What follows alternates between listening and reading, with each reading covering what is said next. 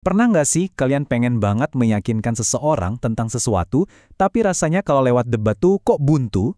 Nah, hari ini kita bakal ngebahas sebuah cara yang unik banget lewat sebuah kisah yang judulnya aja udah bikin penasaran. Kebenaran di tempat sampah. Ini soal gimana caranya membuka pikiran orang tanpa perlu banyak omong. Kita semua pasti pernah kan? Terjebak di situasi debat kusir yang nggak ada ujungnya, yang ada malah sama-sama emosi. Pertanyaannya, emang ada ya cara yang lebih baik?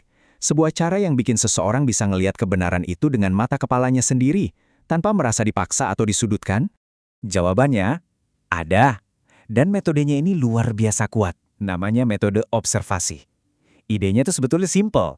Daripada kita ngasih tahu, mending kita nunjukin. Kita ciptain sebuah kondisi di mana orang itu bisa ngamatin, mikir, dan akhirnya klik, dapat kesimpulannya sendiri.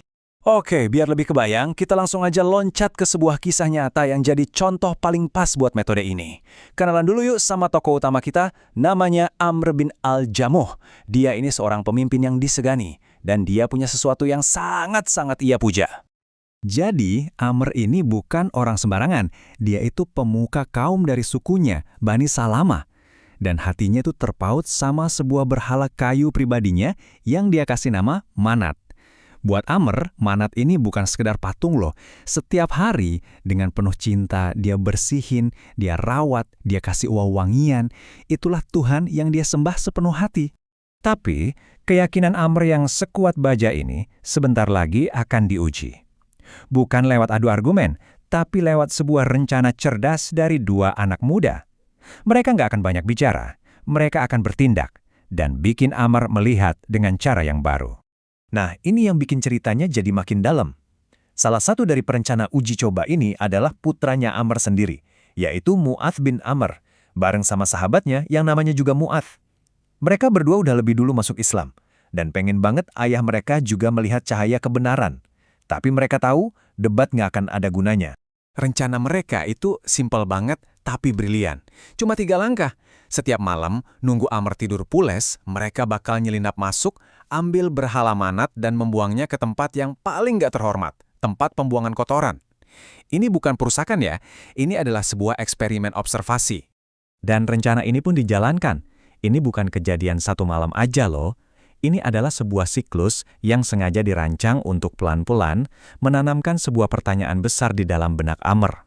Coba bayangin gimana kaget dan marahnya Amr di pagi pertama. Bangun tidur, Tuhannya nggak ada di tempatnya. Pas dicari, kok tergeletak di tempat sampah? Ya jelas dia marah besar. Diambilnya lagi patung itu, dibersihkannya dengan sangat teliti, terus diletakkan lagi di singgasananya. Tapi besok paginya, kejadian yang sama persis terulang lagi.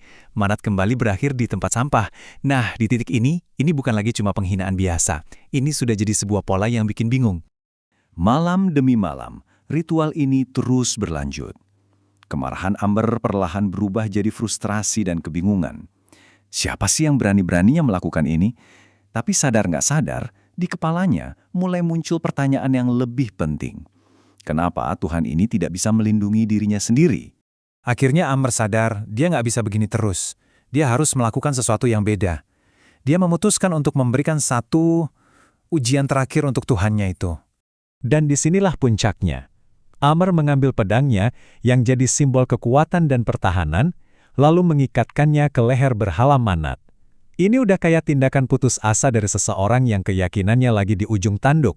Lalu dengan nada yang mungkin campur aduk antara harapan dan putus asa, dia ngomong ke berhalanya, "Dengar, kalau mereka datang lagi malam ini, bela dirimu sendiri. Ini adalah kesempatan terakhir bagi Manat untuk membuktikan kalau dia memang punya kekuatan." Inilah malam penentuan. Pagi berikutnya akan memberikan sebuah jawaban yang gak akan bisa disangka lagi oleh Amr. Hasil dari eksperimen panjang ini akan segera terungkap. Begitu fajar tiba, Amr langsung bergegas memeriksa Tuhannya. Tapi yang ia temukan bukanlah dewa yang gagah perkasa dengan pedang terhunus. Bukan. Yang dia lihat adalah sebuah pemandangan yang langsung meruntuhkan semua keyakinannya. Pemandangan itu adalah jawaban telat.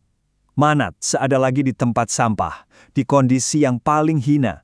Pedang yang seharusnya melindunginya hilang. Dan yang paling menghancurkan adalah berhala itu sekarang terikat pada bangkai seekor anjing. Di saat itulah, Amr akhirnya sampai pada kesimpulannya sendiri. Kalimat itu muncul dari benaknya, bukan dari mulut orang lain.